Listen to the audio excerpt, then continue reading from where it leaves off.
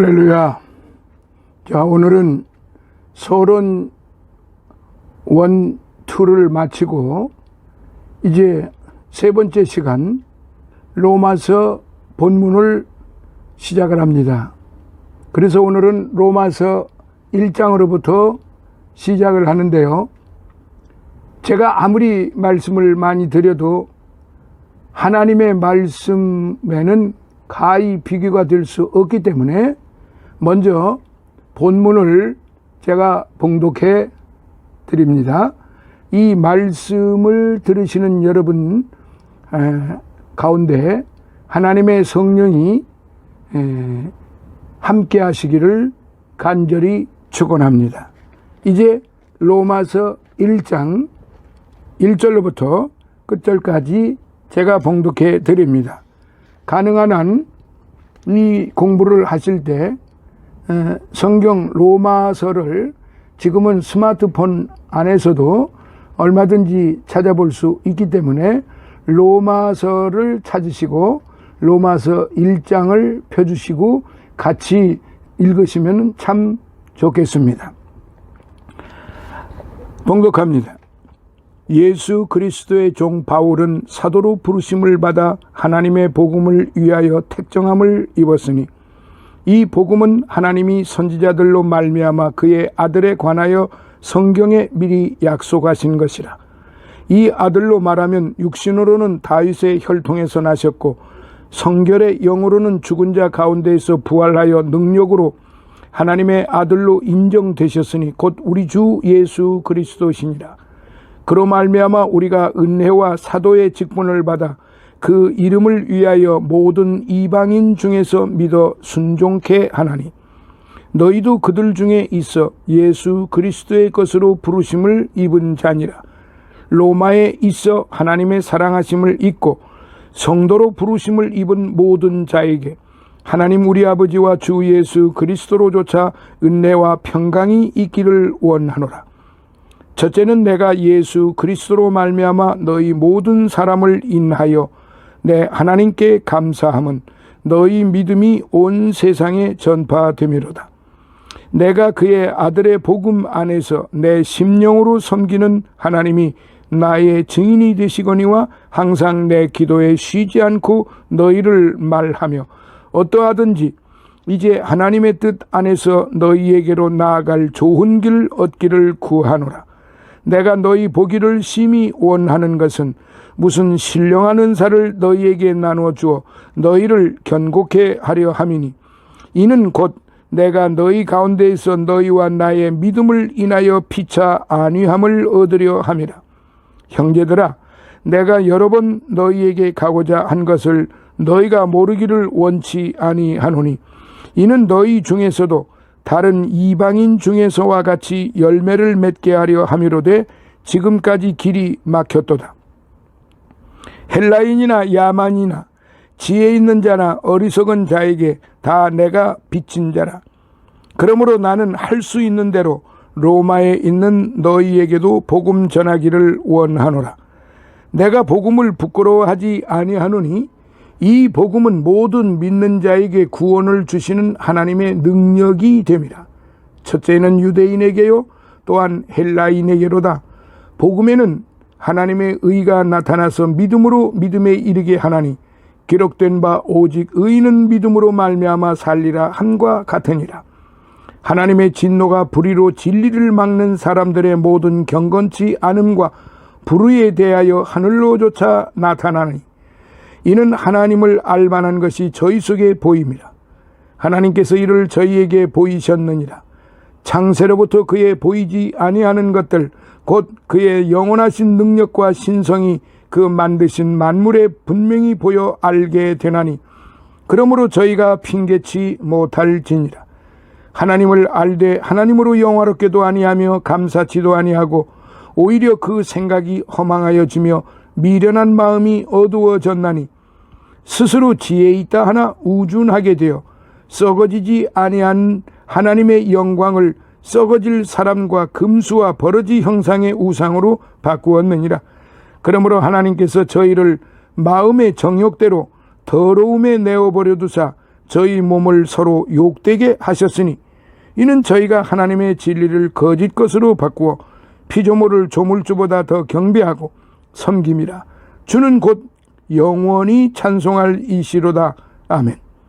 이를 인하여 하나님께서 저희를 부끄러운 욕심에 내어버려 두셨으니 곧 저희 여인들도 순리대로 쓸 것을 바꾸어 영리로 쓰며 이와 같이 남자들도 순리대로 여인 쓰기를 버리고 서로 향하여 음욕이 불릴 듯하며 남자가 남자로 더불어 부끄러운 일을 행하여 저희의 그릇됨을 상당한 보응을 그 자신에 받았느니라.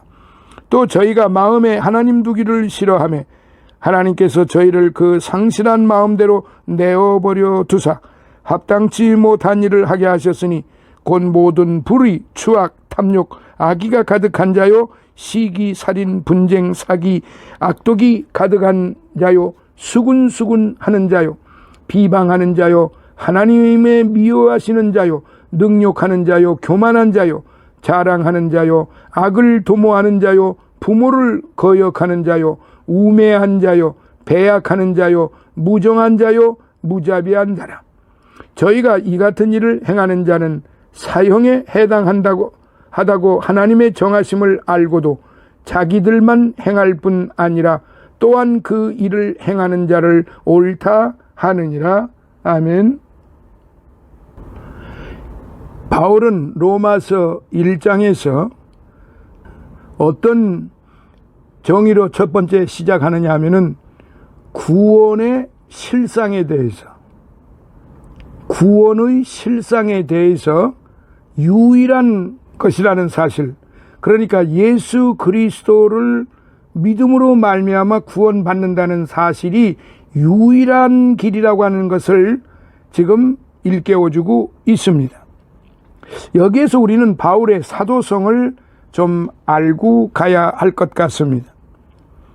우리는 대개 사도라는 아포스텔, 사도라는 말을 접할 때 예수 그리스도의 12 제자만을 생각하게 됩니다. 그러나 사도라는 말의 의미가 복음 사역을 위하여 그리스도께로부터 택하심을 받고 세상에 보냄을 받은 자라는 사실을 기억할 때 우리는 바울도 사도 중에 한 사람이라는 사실을 간과할 수 없는 것입니다. 이러한 점은 바울의 자기 증거에 의해서도 드러나고 있는데요. 그는 본서 첫머리에서 자신을 예수 그리스도의 종, 곧 사도로 부르심을 받은 자, 하나님의 복음을 위하여 택정함을 입은 자로 소개하고 있습니다. 뿐만 아니라 그는 갈라디아서에서도 자신의 사도권이 사람들에게서 난 것도 아니요 사람으로 말미암은 것도 아니요 오직 예수 그리스도와 및 죽은 자 가운데에서 그리스도를 살리신 하나님 아버지로 말미암은 것임을 강력하게 주장하고 있습니다. 사실 바울은 다메섹 도상에서 예수 그리스도를 만났을 뿐 아니라 그분께로부터 이방인과 임금들과 이스라엘 자손들 앞에 복음을 전파하라는 사명을 부여받았던 것입니다. 사도행전 9장 3절로부터 6절 15절이에요. 그럼에도 불구하고 바울 당시의 고린도 교인들 중에는 바울의 사도성에 대하여 의심하는 자들이 있었는데 이에 대하여 바울이 말하기를 내가 지극히 큰 사도들보다 부족한 것이 조금도 없는 줄 생각하노라. 고린도후서 11장 5절이에요. 단호히 자신의 사도성을 옹호하였던 것입니다. 이것은 사람들 앞에 뽐내고 그 12 사도만 사도라고 보는 그 다른 사람들의 관점에서 볼 때 지금 바울이 이 말을 한 것은 나도 사도다라고 뽐내기 위해서 말한 게 아니라 복음을 전하는 자, 택정함을 입은 자, 그리스도께로부터 복음 사역을 위하여 택하심을 받고 세상에 보낸 자들이 사도라는 사실이에요. 그러니까 그것을 가지고 사도성에 대한 확신을 표현을 한 것인 것입니다. 자기를 나타내려고 나도 사도다라고 하는 이런 거만한 그런 표현을 쓴 것이 아니라는 것을 우리는 알고 가야 됩니다. 자, 그러면 1장 1절을 서부터 한번 보겠습니다. 첫 번째, 복음이란 무엇인가? 복음이란 하나님의 독생자 예수께서 인간의 형상을 입고 이 세상에 오셔서 인류의 죄를 대신하여 죽으셨을 뿐 아니라 부활하심으로 말미암아 우리가 주가 되시고 우리의 주가 되시고 그리스도가 되신 것을 말합니다. 예수 그리스도의 종 바울은 자신이 이것을 위하여 사도로 부르심을 받았음을 그 1장에서 1절에서 명백하게 밝히고 있고, 이 복음, 헬라어로는 유앙겔리온이라고 말합니다. 이 복음을 구원과 연관시켜 본서 전체의 주제로 삼고 있다는 사실입니다. 다시 말해서 인간을 영화롭게 하는 구원은 오직 이 복음, 주 예수께서 우리의 주가 되시고 그리스도가 되신다는 사실을 믿는 자에게 주어진다는 것입니다. 그래서 사도 바울은 복음을 모든 믿는 자에게 구원을 주시는 하나님의 능력이라고 당당하게 선포하고 있습니다. 또한 사도 바울이 본장 말미에서 이방 세계의 상황들을 묘사한 것은 왜 하나님께서 인간들에게 오직 믿음으로 말미암아 구원을 얻는 은혜를 베푸셨는지를 실증적으로 보여주고 있습니다. 이로 보건대 오늘날 이방인인 우리가 하나님의 택하신 자녀가 된 것은 참으로 하나님의 은혜임을 알 수 있어요.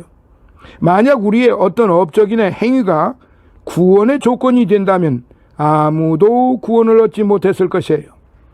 전적으로 부패하고 타락한 우리가 구원받아 하나님의 자녀가 될 수 있었던 것은 하나님께서 우리에게 은혜의 선물을 주신 믿음 때문이라는 사실입니다. 그러므로 우리는 이 구원의 복음 앞에서 철저히 겸손할 수밖에 없고 또한 감사할 수밖에 없다는 사실을 우리는 분명히 알고 가야 됩니다.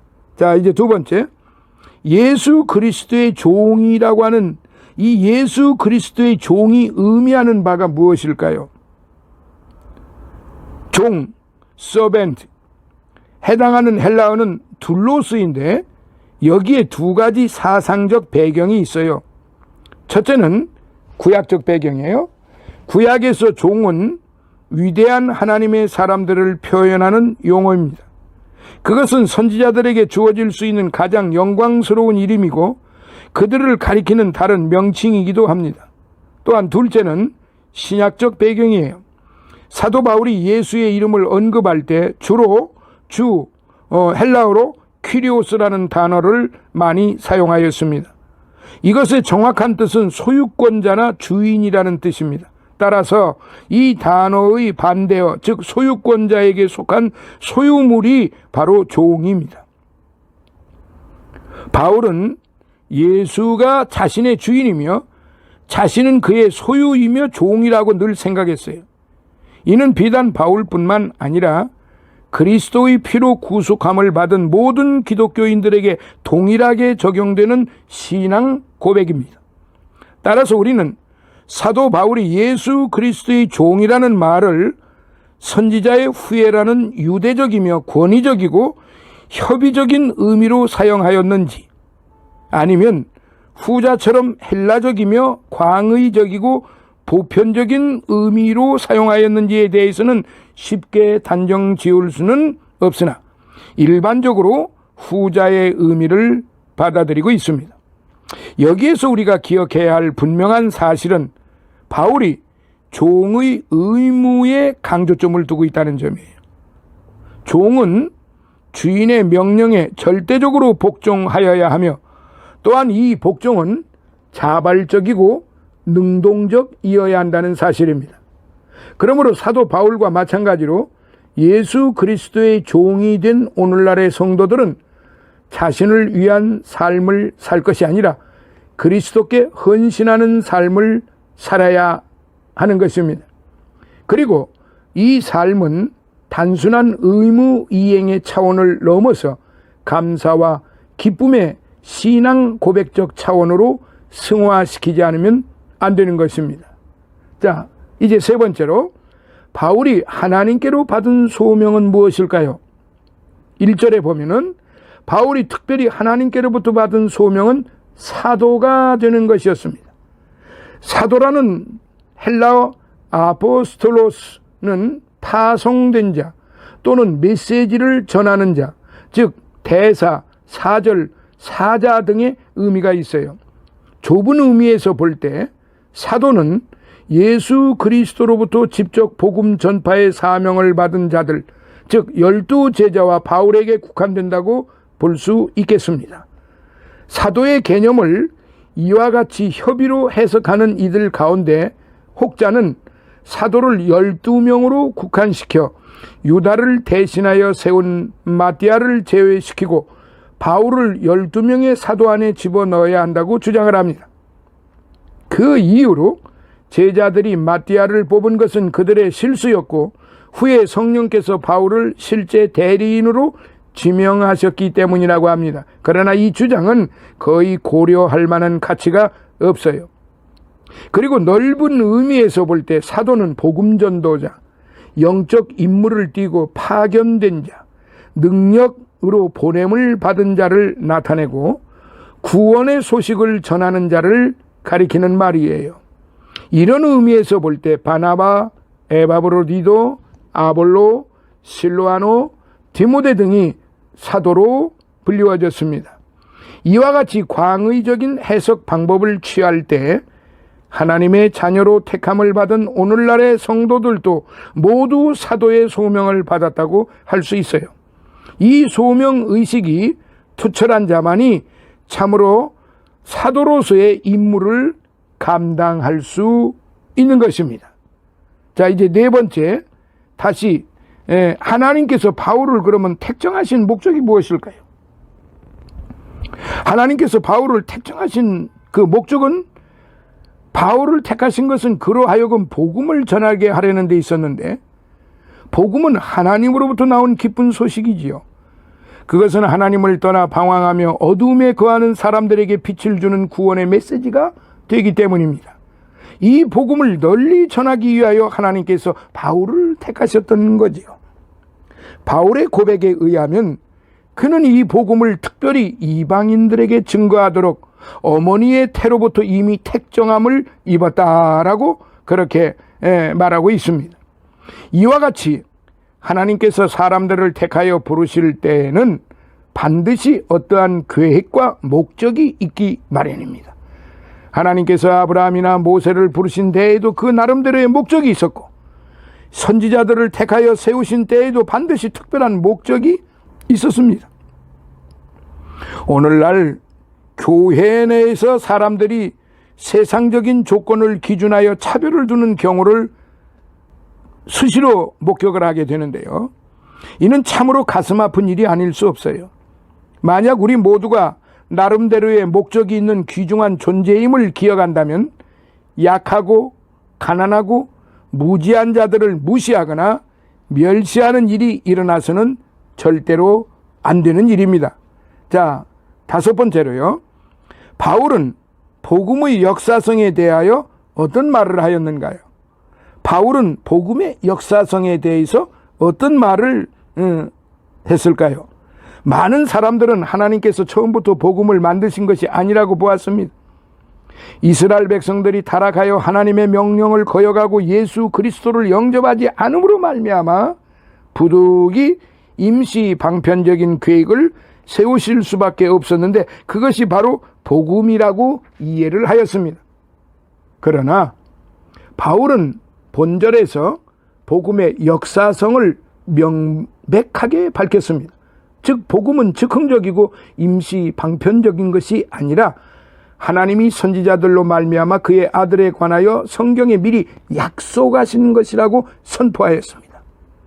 이러한 약속은 예언 이상의 의미를 지니고 있어요. 왜냐하면요, 예언의 경우에는 단지 장차 일어날 어떤 일에 대해 미리 알려주는 것이지만 약속의 경우에는 하나님의 책임과 사람들의 응답이 반드시 뒤따르기 때문이 그렇습니다. 창세전에 이미 복음을 약속하신 하나님의 측량할 수 없는 은혜에 대해 우리는 감사드려야 합니다. 독생자 외아들을 주게 하시기까지 우리를 사랑하신 하나님의 복된 약속을 우리는 두렵고 떨리는 마음으로 받아들여야 할 뿐만 아니라 나아가서 복음에 합당한 삶을 살아가야 하는 것입니다. 오늘은 이제 본문 세 번째 이야기를 오늘은 여기서 마무리 짓도록 하겠습니다. 다음 시간에 다시 뵙도록 하겠습니다. 할렐루야. 하나님의 은혜와 사랑과 축복이 늘 함께 하시기를 예수님의 이름으로 축원합니다. 아멘.